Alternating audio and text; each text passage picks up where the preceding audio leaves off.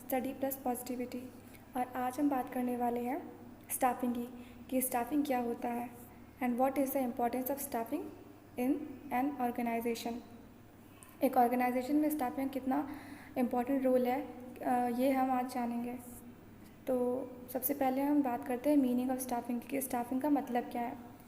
किसी भी ऑर्गेनाइजेशन में स्टाफिंग बहुत ही इंपॉर्टेंट रोल प्ले करता है। अगर हम अच्छे से एम्प्लॉयज़ का सिलेक्शन नहीं करेंगे तो ये हमारे ऑर्गेनाइजेशन के लिए सही नहीं होगा। तो after an organisation structural design is in place, it needs people with the right skills, knowledge and abilities to fill in that structure.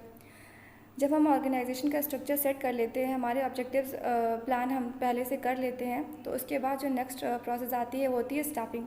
Staffing में हम ये देखते हैं कि हमारी जो एम्प्लॉयज़ हैं वो जिनको हम सेलेक्ट कर रहे हैं उनमें वो एबिलिटीज़ हैं या नहीं, उनमें वो नॉलेज है या नहीं जो हमारे ऑर्गेनाइजेशन के ऑब्जेक्टिव के हिसाब से होनी चाहिए। People are an organization's most important resource because people either create or undermine an organization's reputation for quality in both products and services. हमारी ऑर्गेनाइजेशन जो हम ऑर्गेनाइजेशन बनाते हैं उसमें पीपल का बहुत बड़ा रोल होता है। अगर हम ह्यूमन रिसोर्स का सिलेक्शन सही से नहीं करेंगे तो हमारे जो ऑर्गेनाइजेशन का जो काम है उसमें ग्रोथ भी नहीं होगी और डेवलपमेंट भी नहीं होगा। मान लीजिए आपकी एक ऑर्गेनाइजेशन है और उसमें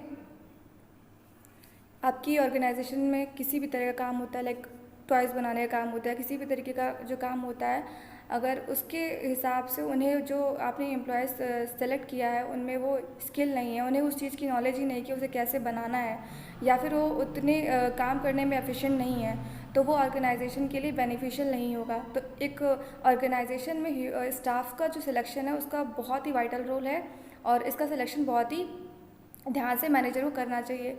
in final terms, staffing is placing the right person at the right job. तो एक स्टाफिंग जो हमारी जो प्रोसेस है उसमें एक राइट पर्सन का राइट जॉब देना बहुत ज़रूरी है। अगर हमने किसी को जैसे कोई इंसान है, कोई कैंडिडेट है, उसका नॉलेज अकाउंटेंसी में, तो उसे फाइनेंशियल वर्क दिया जाए, और अगर किसी की फिजिकल स्ट्रेंथ अच्छी है तो उसे मशीनरी वर्क या कुछ उस हिसाब से रिलेटेड वर्क दिया जाए। तो इस हिसाब से स्टाफिंग में राइट कैंडिडेट को राइट जॉब देना बहुत ज़रूरी है। Next we will discuss about definition of staffing according to Haimann ने स्टाफिंग की बहुत ही अच्छी डेफिनेशन दी है। The staffing function of management pertains to recruitment, selection, training, development, performance appraisal, and remuneration of personnel. It is the duty of every manager to perform this function.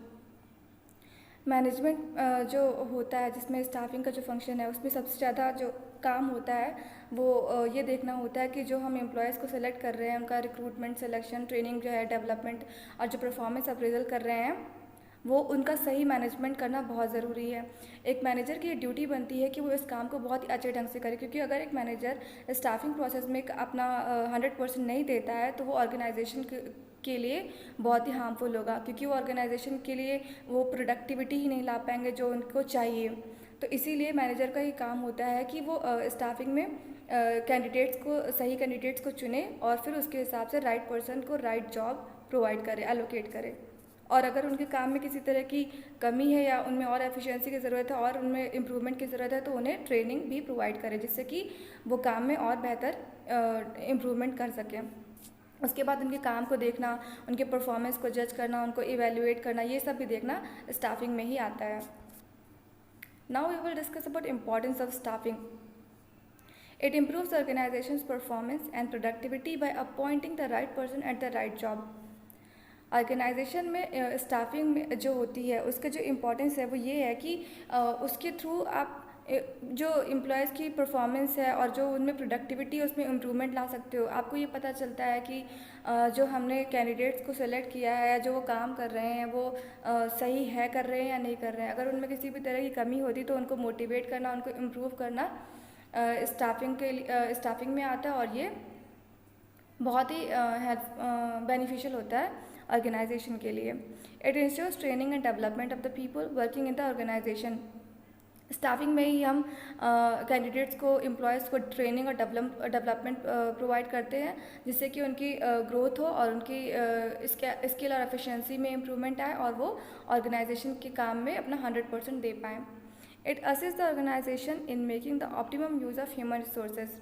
Staffing ये भी assist करता है कि organisation में जो भी human resource है उसका ऑप्टिमम यूज़ हो रहा है या नहीं। मतलब कि अगर किसी कैंडिडेट की एम्प्लॉय की जो कैपेसिटी है वो काम करने की है 60% या 80% और उससे काम लिया जा रहा है 120%, तो इससे क्या होगा कि वो काम तो सही से करेगा नहीं, और करेगा भी तो उसमें वो बिल्कुल भी इंटरेस्ट नहीं दिखाएगा, तो जिससे क्या होगा कि वो ऑर्गेनाइजेशन के हिसाब से सही नहीं होगा। तो ये भी देखना बहुत ज़रूरी है कि जो ह्यूमन रिसोर्स जो एम्प्लॉयज़ काम कर रहे हैं ऑर्गेनाइजेशन में, जो उनका इंटरेस्ट है या नहीं उस काम में, और अगर उनमें और उनको फैसिलिटीज़ प्रोवाइड की जाएंगी तो वो और काम को अच्छे से करेंगे। तो ये सब देखना भी स्टाफिंग में ही आता है। Therefore, staffing increases employees morale and job satisfaction। Staffing जो है वो एम्प्लॉयज़ की मोरल और जॉब सेटिस्फैक्शन को प्रोवाइड करने में भी हेल्पफुल होता है। Further it helps the top management in ascertaining the manpower requirement resulting from a promotion, transfer, employee turnover, retirement, etc. of the existing employees। इसके बाद जो टॉप मैनेजमेंट होता है उसको in ascertaining the man power requirement, उसको ये देखने में भी रिक्वायरमेंट्स क्या हैं, उनको फैसिलिटीज़ मिल रही है या नहीं, उनको उनके काम के हिसाब से, उनकी हार्डवर्क के हिसाब से उनको वो कंट्रीब्यूशन उनका जो है वो कर रहे हैं ऑर्गेनाइजेशन में, उस हिसाब से उनको फैसिलिटीज़ प्रोवाइड की जा रही हैं या नहीं की जा रही हैं। और अगर उनमें किसी तरह का लाइक उन जो एक एम्प्लॉय काफ़ी टाइम से एक ही ऑर्गेनाइजेशन में काम कर रहा है तो उसको दूसरी ऑर्गेनाइजेशन की ब्रांच में ट्रांसफ़र करना, जिससे कि उसमें थोड़ा जो बोरिंगनेस आ जाती है काम करते करते उसमें वो ना आए, और उनको उनके काम के हिसाब से और अदर फैसिलिटीज़ और क्या कहते हैं फैसिलिटीज़ प्रोवाइड की जाए, ये सब भी देखना इसमें आता है।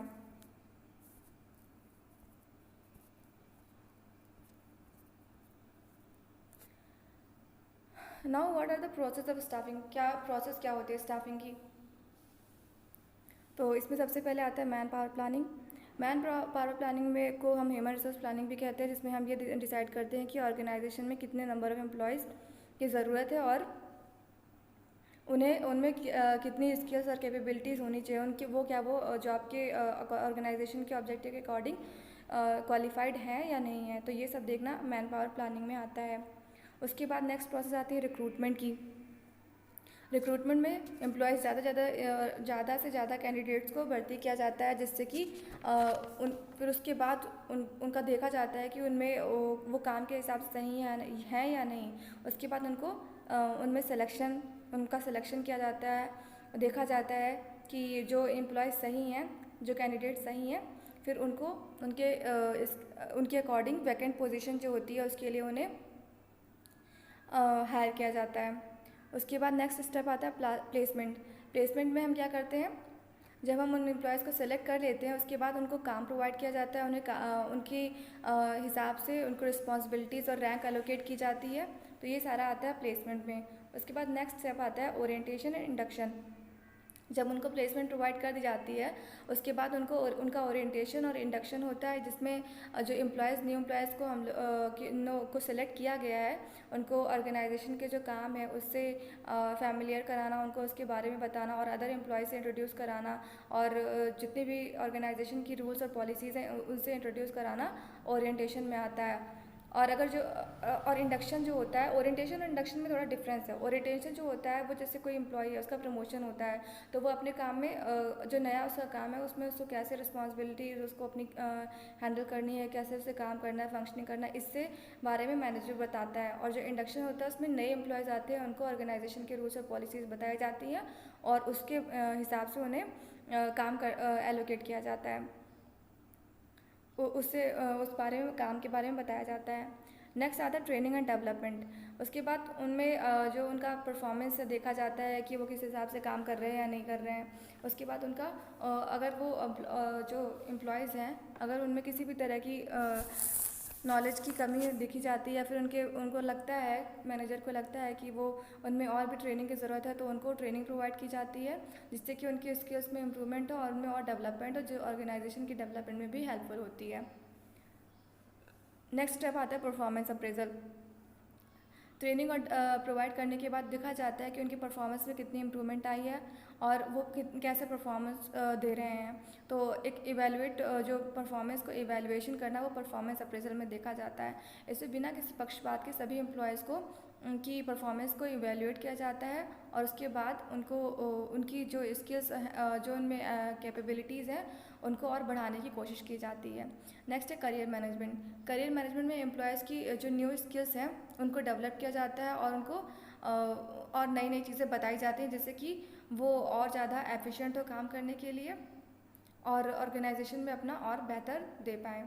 नेक्स्ट आता है कंपेंसेशन। कंपेंसेशन में एम्प्लॉयज़ को कंसिडरेशन प्रोवाइड किया जाता है, जो कि उसने ऑर्गेनाइजेशन में अभी तक कंट्रीब्यूशन दिया, जो भी उसने हार्डवर्क किया उसके बदले में उसे जो कंपेंसेशन दिया जाता है, जो कंसिडरेशन दिया जाता है वो कंपेंसेशन में आता है। तो ये था प्रोसेस ऑफ स्टाफिंग।